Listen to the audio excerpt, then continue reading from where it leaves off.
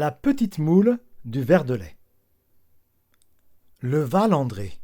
Quel drôle de nom! Ça ne sonne même pas comme un nom breton, comme Pouldreuzic, Plounéventaire, Huelgoat, Plouguernével, Carantec et bien d'autres communes. Ah, certes, le Val-André, c'est sur la commune de Pléneuf. Pléneuf, ça sent déjà un petit peu le breton. Mais pourquoi ce petit Val et ce prénom? Qu'en pensent les anciens? Pas si anciens d'ailleurs, car le Val-André est une station balnéaire presque née de la dernière pluie. Eh oui, mon grand-père, qui y vivait, me disait chaque fois que j'y venais, tous les 3 mois, « Ah, il n'a pas plu depuis 3 mois et tu apportes la pluie, mon petit. » Il parlait breton. Il aurait pu me dire « ma fautric ». Mais non, je n'avais droit qu'à « mon petit ». Certes, on n'a jamais parlé breton ici, c'est trop à l'est. Enfin, des anciens, de vrais anciens ceux-là, disent qu'on y a parlé breton au IXe siècle. Peut-être, peut-être. Mais ici, dans les Penthièvres, c'est un peu le pays gallo. On parle une autre langue qui s'appelle le gallo. Et tu as compris, gallo, ça ressemble un peu à gaulois. Le gallo, c'est un peu à mi-chemin entre le breton et le français. D'autres anciens, même pas forcément si vieux, mais des gens qui savent lire et se cultiver, disent que le Val-André, c'est le Val-André, en droit, donc tout droit lorsqu'on descend de Pléneuf. Peut-être, peut-être.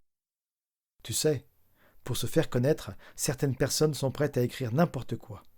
Les Bretons disent « Ah, pas perdre oreilles !» Le papier est docile, on met dessus tout ce qu'on veut.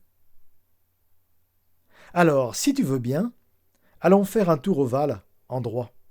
Ça descend chouette, et on arrive sur la grande plage. Mais aujourd'hui, la mer est loin, loin. Elle se retire ainsi les jours de grande marée. On est dans la baie de Saint-Brieuc. L'eau aime faire sa gymnastique, de longs étirements. On admire tous ces beaux châteaux de sable, et on file à droite jusqu'au port de Piégut, sous la falaise. On va bien faire un petit tour sur le môle. Même pas de pêcheurs, pas d'eau. Alors on revient et on continue, toujours tout droit. On pourrait aller à la Lingoire, on verrait Erquy et ses belles falaises de grès rose, mais non, toujours tout droit. Nous voici sur de petits rochers et la mer est là, toute proche. Et devant nous se dresse, majestueux, imposant, la perle du Val-André, le ver de lait. La belle montagne en mer qui, pour les amoureux du Nord, rappellerait par sa forme les terrils.